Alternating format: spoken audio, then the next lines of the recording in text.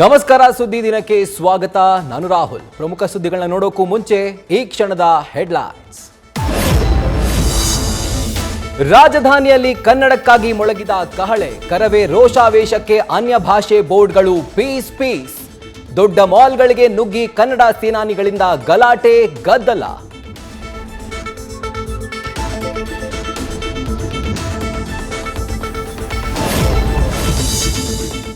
ರಾಜ್ಯದಲ್ಲಿ ಕೋವಿಡ್ ಸಂಖ್ಯೆ ಮತ್ತಷ್ಟು ಏರಿಕೆ.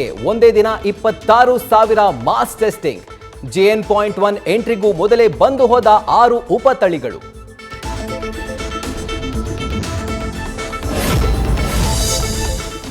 ವಿಜಯೇಂದ್ರ ಅಧಿಕಾರ ಗ್ರಹಣ ಬಳಿಕ ನೂತನ ಪದಾಧಿಕಾರಿಗಳ ಸಭೆ. ಮೋದಿ ಕೈಬಲ ತುಂಬಲು ಪಣ ತೊಟ್ಟ ರಾಜ್ಯ ಬಿಜೆಪಿ. ಯತ್ನಾಳ್ ಬಾಯಿಗೆ ಬೀಗ ಹಾಕುವಂತೆ ಮಾಜಿ ಸಿಎಂ DVS ಆಗ್ರಹ.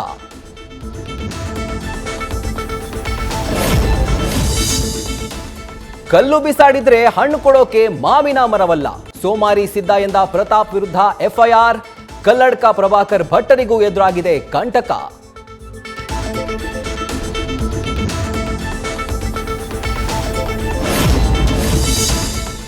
ಭಾರತ್ ಜೋಡೋ ಯಾತ್ರೆ ಬಳಿಕ ಹೊಸ ಯಾತ್ರೆಗೆ ಮುಹೂರ್ತ.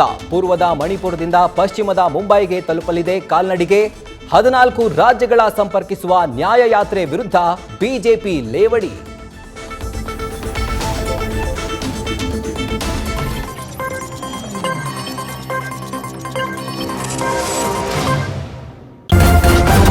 ನ್ಯೂಸ್ ಫಸ್ಟ್, ನಿರ್ಭೀತಿಯಿಂದ ನಿಮ್ಮ ಪರವಾಗಿ.